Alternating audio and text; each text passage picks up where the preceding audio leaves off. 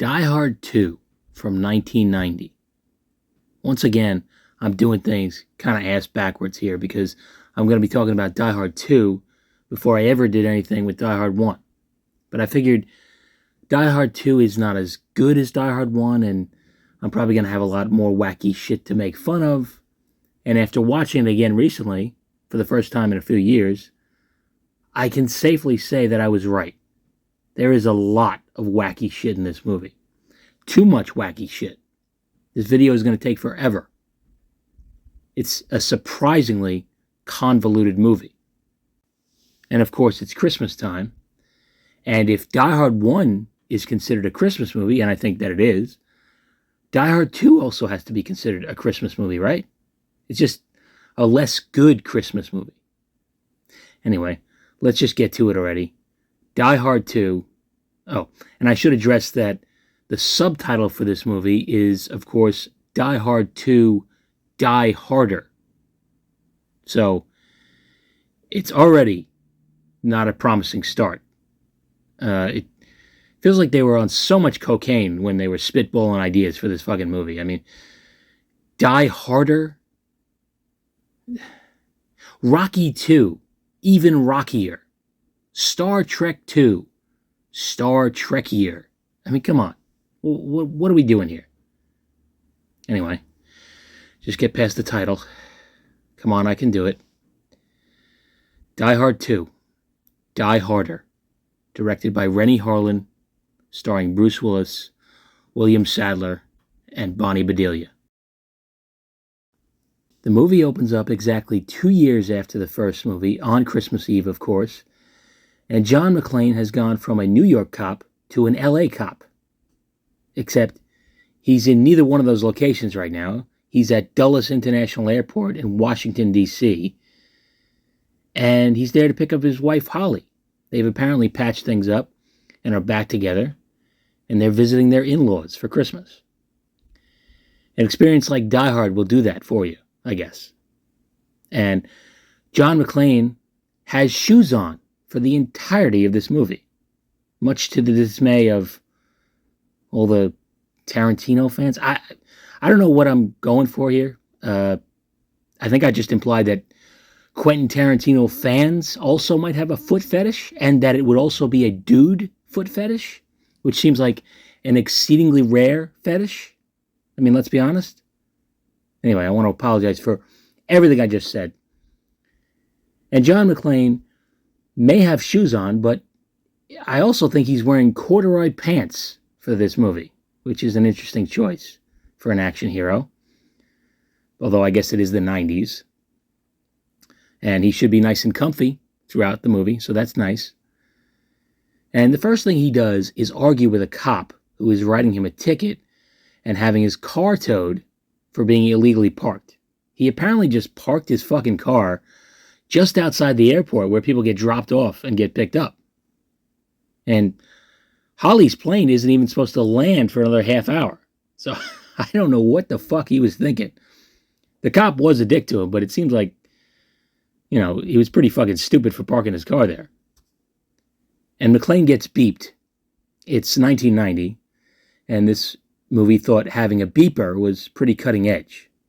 So many of the issues in these Die Hard movies would be solved with a cell phone.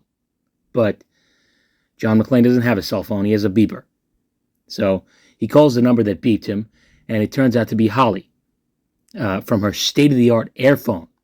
This movie is very enamored with technology of the day, and because of that, it actually feels more antiquated than the first Die Hard movie. There's all sorts of references to how great modern technology is in this movie. And of course, now the movie's over 30 years old, all of it is just obsolete. And McClane exchanges some mushy pleasantries with Holly. She's going to land in a half hour.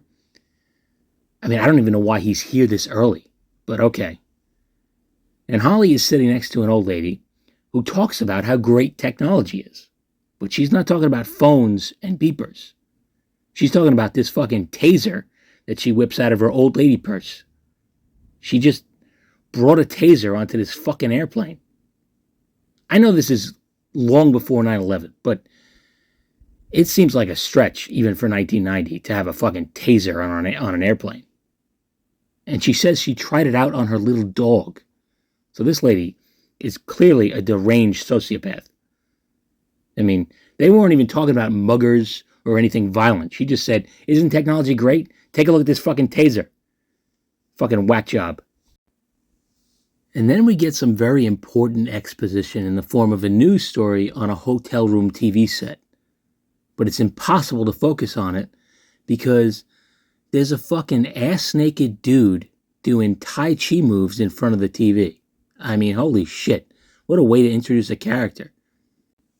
And the important exposition that we're missing on the news story is that a South American dictator slash drug lord named General Esperanza has been arrested by the government of Valverde. That's a fictional South American country that is used in several Hollywood movies, including Predator and Commando. So it's entirely possible that Die Hard, Predator, and Commando are all part of the same cinematic universe. I'm sure Marvel is just green with envy. Anyway, General Esperanza is being extradited to the United States, and his plane is going to be landing in, you guessed it, Dulles International Airport on Christmas Eve. I guess this extradition couldn't have waited a few days. And the naked ninja we just saw is obviously the villain of the movie. His name is Colonel Stewart, played by William Sadler. And Colonel Stewart is some kind of disgraced United States soldier, and he and his men are feverishly loyal to Esperanza. I'm not exactly sure why. I don't know if they're being paid in drug money. It doesn't seem like they are. It seems like they've bonded over being extreme fascists, I guess. It's not really clear. In any case, Colonel Stewart turns off the TV like he's firing a weapon. You know, like he had to get the drop on the TV in order to turn it off. And he's finally getting dressed, thank God. The naked kung fu is finally done inside this Motel 6. And some of Colonel Stewart's men pose as some kind of electricians, and they go to an old church near the airport and shoot this old guy who seems to be just straight up living inside of a church. I mean, he's eating pea soup and watching TV. Anyway, tragic, I guess. And the church is going to be Colonel Stewart's base of operations. And as McClane is waiting for Holly's plane to land, he sees some suspicious characters. He tries to report it, but it turns out to be the same cop who wrote him a ticket and had his car towed. And rather than try to explain or find another officer, he takes matters into his own hands and follows them. And then Colonel Stewart gets confronted by a reporter named Sam Coleman. And this is his response. Colonel Stewart, can we have a few words, please? You can have two. Fucking you. That's 3 words, you dickhead. Fuck and you. Why didn't he just say you can have 2? Fuck you. And one of Stewart's men calls her a pinko bitch. I've never heard that term before. I had to look it up, and it's apparently a slang term for communist. So these guys are just seeing commies everywhere. It's fucking wild. And in almost every scene that Sam Coleman is in, someone is cursing her out, which is kind of hilarious because she's easily the nicest person in this movie. And McClane confronts the suspicious characters that he followed in what looks like the fucking baggage factory. I mean, there's conveyor belts everywhere. I had no idea that it was this complex in airports. And of course, a shootout takes place. Somehow everyone just has a gun inside this airport. And McClane kills one of them by putting him through some kind of luggage smasher. Why is there a luggage smasher? Why do you need to have your luggage smashed? I don't know. But he gets steamrolled by this thing, and the other bad guy gets away. And it turns out that Dick Thornburg, the asshole reporter that Holly punched out at the end of the first movie, is also on the plane with her. I mean, what are the fucking odds, right? What are the odds that the same thing will be happening to these people on the 2-year anniversary of the first movie? It's mental. Anyway, Thornburg is once again played by William Atherton, old Dickless from Ghostbusters. Is this true? Yes, it's true. This man has no dick. And even the flight attendants hate this dude because he once did a story about them called Bimbos of the Sky. So this guy is just out here writing hit pieces on flight attendants. And I'm sorry, and he somehow thinks he's going to get like a Pulitzer Prize out of this. It's fucking delusional. Anyway, McClane meets with the head of airport security, Captain Carmine Lorenzo, played by Dennis Franz, NYPD blue guy. And he's frankly just not doing his job at all. I mean, an off-duty cop killed a guy in his airport, and he just wants to kind of keep things moving as though nothing happened. McClane is obviously frustrated by Lorenzo, and he says this. Hey, Carmine, let me ask you something. What sets off the metal detectors first? The lead in your ass or the shit in your brains?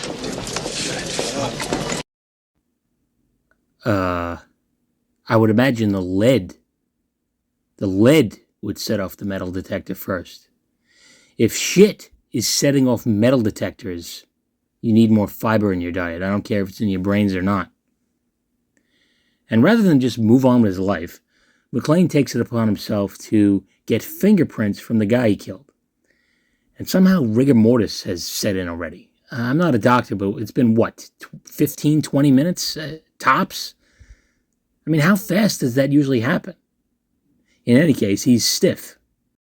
And McClane faxes the prints over to his old buddy, Sergeant Al Powell, played once again by Reginald Vell Johnson, Family Matters. And that's another piece of modern technology that the movie seems to marvel at. Fax machines. How quaint. Anyway, Sergeant Al Powell has at least 4 fucking Twinkies on his desk that I can see, at least. I mean, holy shit, give it a rest, will you please? That is a horrendous diet. Then again, I'm not one to talk, so maybe I should just shut the fuck up. I mean, if there were 4 fucking cannolis, I probably wouldn't have a problem with it.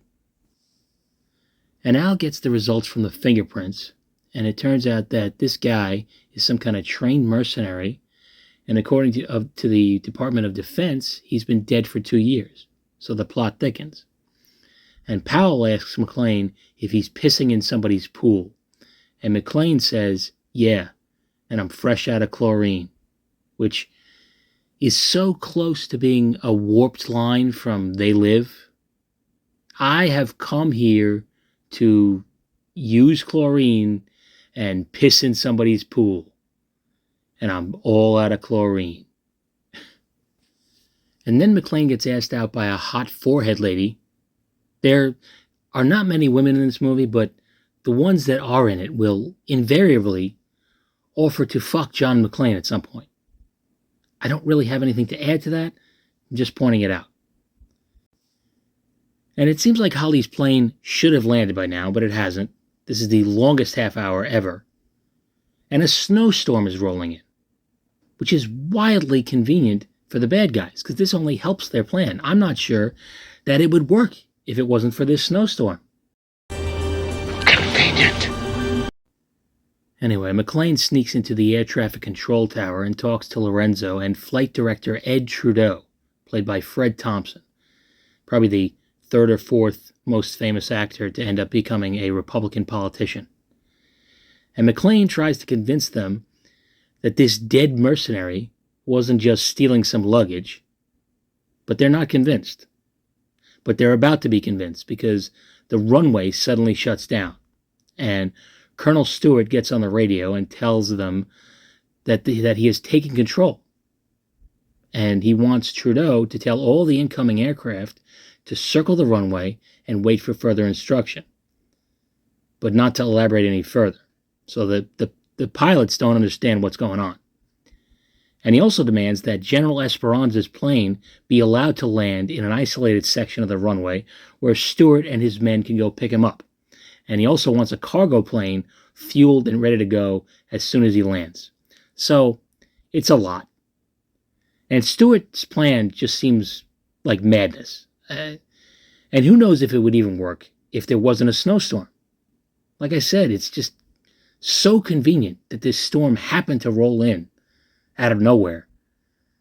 I mean, it only helps the bad guys. And despite all of this new information, Lorenzo is still an asshole. He kicks McClane out of the control tower, even though he seems to be the only one talking sense, with the possible exception of Chief Engineer Leslie Barnes, who comes up with a plan to try to secretly communicate with the planes by using an antenna array located on something called the Anakin Skywalker. I mean, the Annex Skywalk, whatever. So Lorenzo sends a SWAT team to escort Barnes, but Stewart has anticipated this, and he has bad guys waiting there for them. And luckily, McClane runs into a janitor named Marvin, who has a bit of a screw loose. Marvin is very protective of his record collection, and he shows McClane where the Annex Skywalk is. And he makes it there just in time to kill the T-1000 and save Barnes. And there's a big shootout. I don't know how they're not hitting McClane. I mean, he's just kind of rolling around on the floor while shooting. You wouldn't think that this would be such a difficult target for trained soldiers, but McClane never gets hit. And then we get maybe the dumbest bad guy death in the entire movie. I'm gonna kick your fucking ass.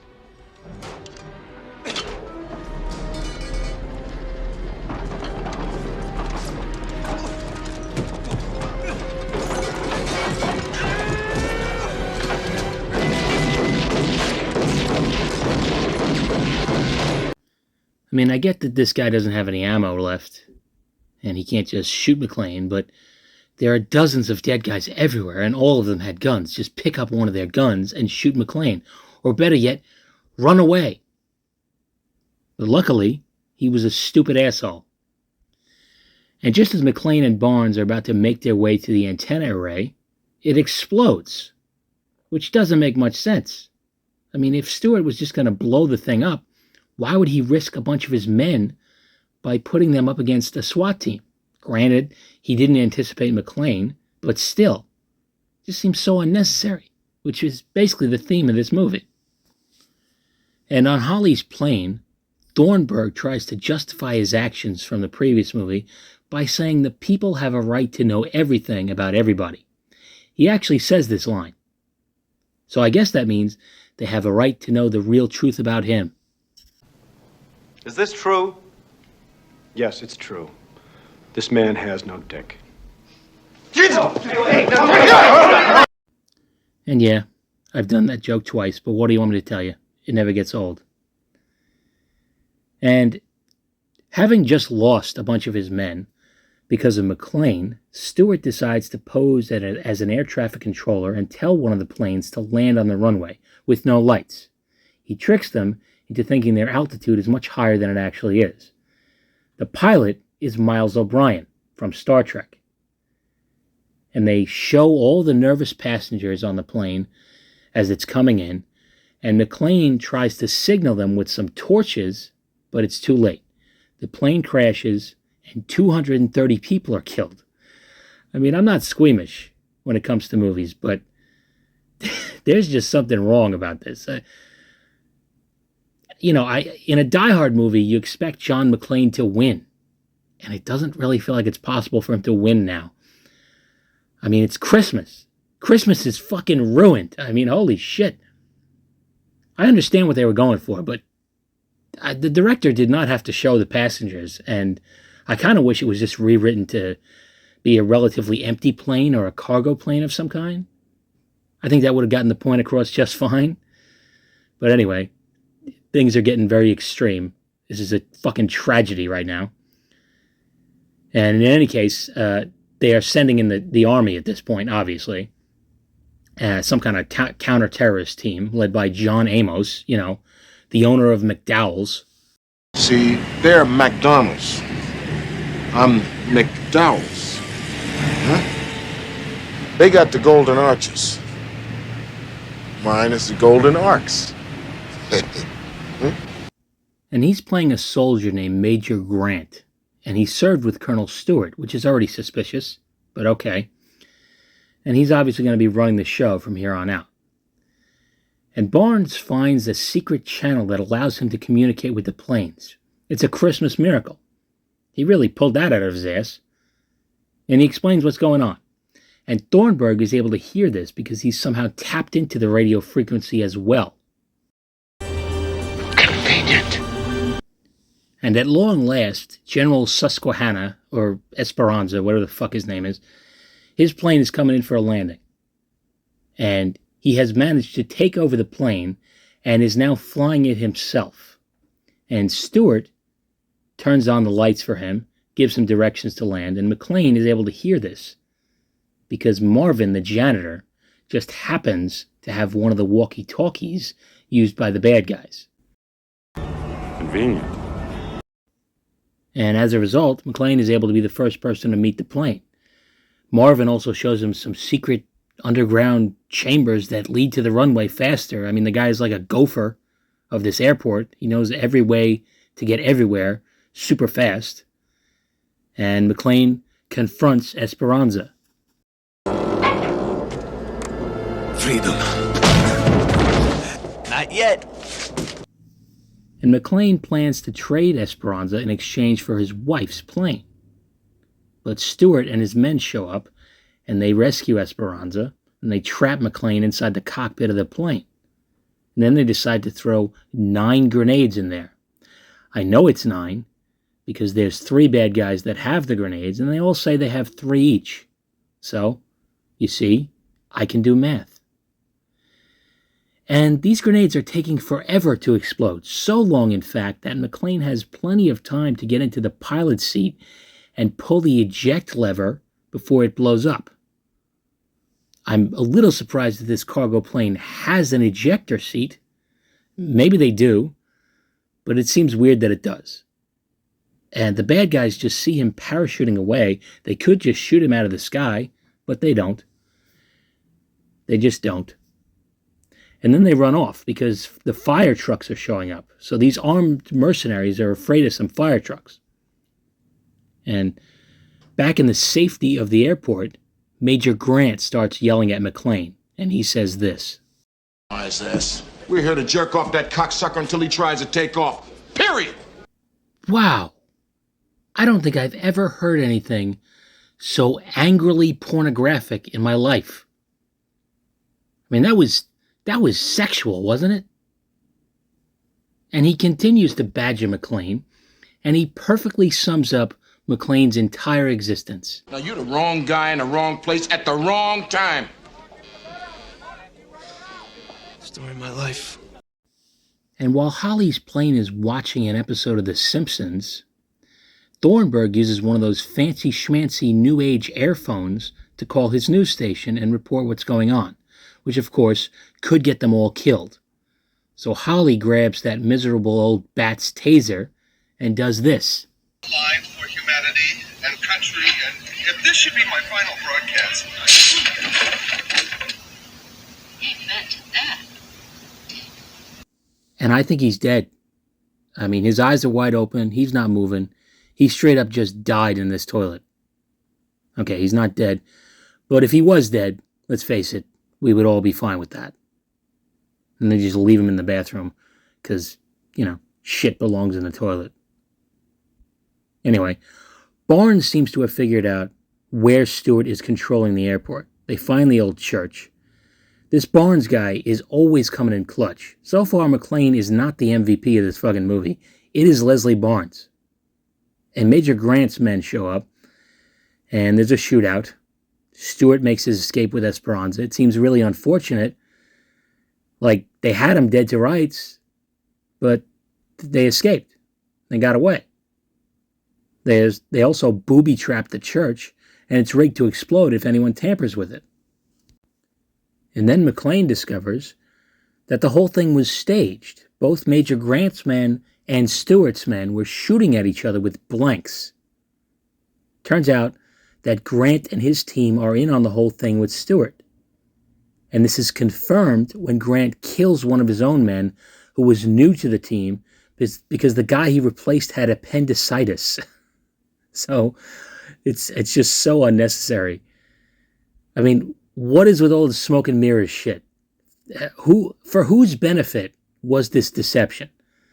Instead of pretending to shoot at each other, Grant and Stewart could have easily just taken that opportunity to shoot McClane. For real.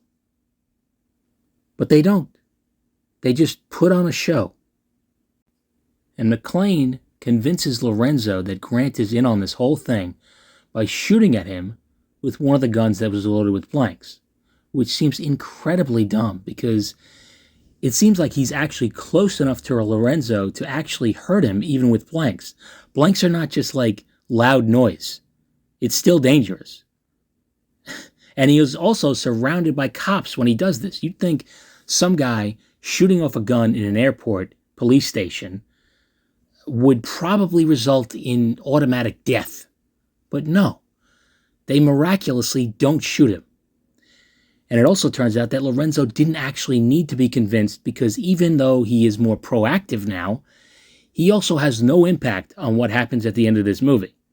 He loads his gun, which should have already been loaded, and says it's time to kick ass. And then he proceeds to not kick any ass whatsoever. All he does is crash his car into a cab and do nothing for the rest of the movie. It's fucking wild. Anyway, McClane runs into Sam Coleman, the reporter from earlier, and he wants to use her news helicopter to intercept Esperanza's plane before it can take off. She says that if you give me this story, I'll have your baby. See what I mean? McClane is always getting offers to bang. And to increase the tension, Holly's plane is forced to attempt an emergency landing because they are out of fuel. I just want to tell you both good luck. We're all counting on you. And we are finally coming to the end of this. Finally. McClane jumps out of the helicopter onto the wing of Esperanza's plane. I have no idea what his plan is at this point. He sticks his jacket in one of the flaps of the plane so it can't close and they can't take off. And Grant goes out to take care of it. McClane fights him off, and he gets sucked into the big turbine engine, which you'd think would be enough to keep this plane from taking off. I mean, a bunch of birds can fuck up an airplane, right?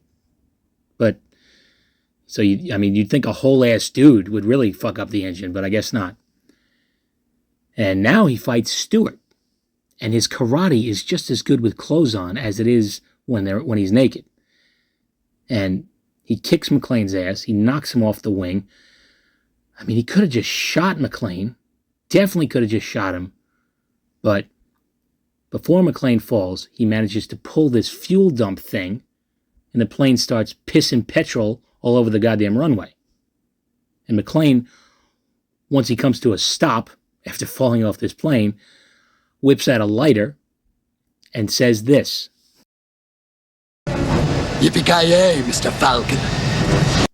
Okay, that's obviously the TV edit, which has become arguably just as famous as the actual line in this movie.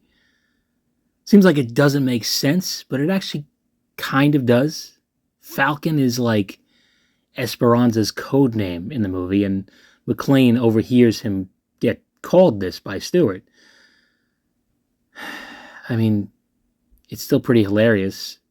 And the voiceover guy sounds like, I don't know, the son of Boris and Natasha from Rocky and Bullwinkle or some shit. But whatever. We all know the actual line is yippee-ki-yay, motherfucker. And that's how we know the bad guy's about to die.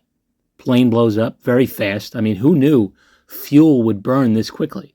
I'm very surprised McClane didn't light himself on fire because there's no way he didn't get covered in gas when he fell out of that plane. It all worked out nicely, though. And now all the planes can use the fiery wreckage of Esperanza's plane to land. It's going to be their landing lights. And Holly's plane touches down safely. She's reunited with McClane. Happy ending. Except for the hundreds of people who died, of course. And Lorenzo shows up, and he tears up McClane's parking ticket that he got in the beginning of the movie. Like he's doing him a favor or some shit. Like that parking ticket means anything at this point. Lorenzo and every cop in this fucking airport are getting fired tomorrow. There's no fucking way that this level of incompetence will be tolerated. I mean, holy shit. I don't know what Lorenzo is smiling about. He is fucked. And McClane and Holly get a ride home from Marvin in some kind of golf cart. And that's the end. Die Hard 2. You know, it's okay. It's obviously nowhere near as good as Die Hard 1. At least in my opinion, anyway. Let me know if you feel differently. William Sadler plays a great psychopath. He's interesting to watch, and of course, he also plays the Section 31 director Sloan on Deep Space Nine. So, in this movie, Sloan kills Chief O'Brien. You know, I mean, it's kind of tragic when you think about it. But as good a villain as he is, he's not nearly as fun as Alan Rickman was in the first movie. And his plan is fucking batshit ridiculous.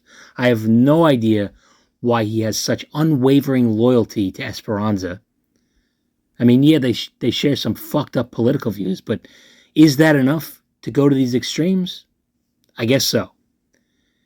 And I still don't know how Major Grant factors into this. I mean, how did he even know he would be assigned to this mission to stop Colonel Stewart? There's no way he could have known that. And the scene with the blanks is just silly.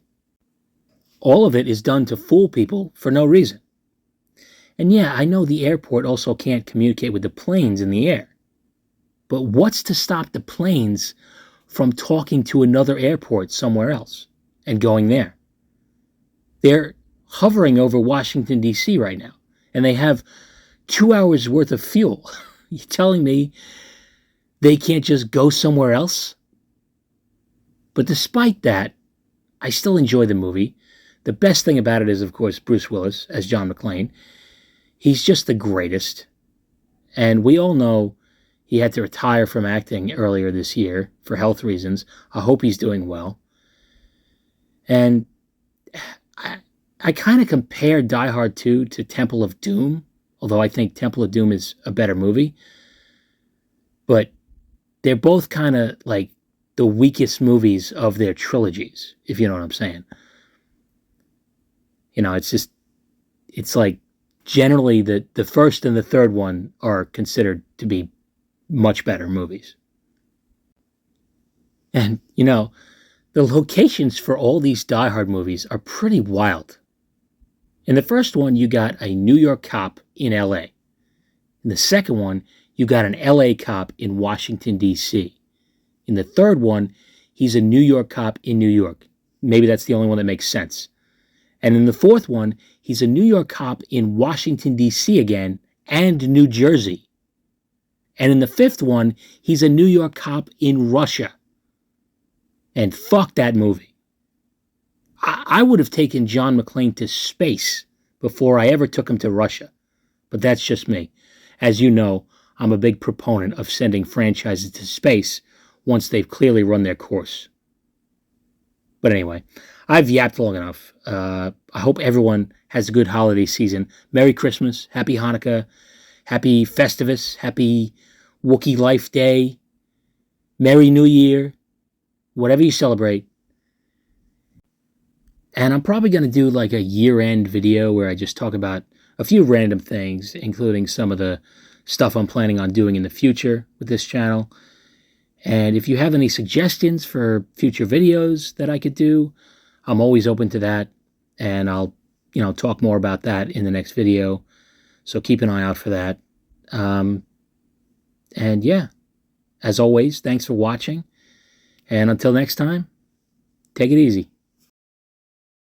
Why is this? We're here to jerk off that cocksucker until he tries to take off. Period. I'll be damned if I'm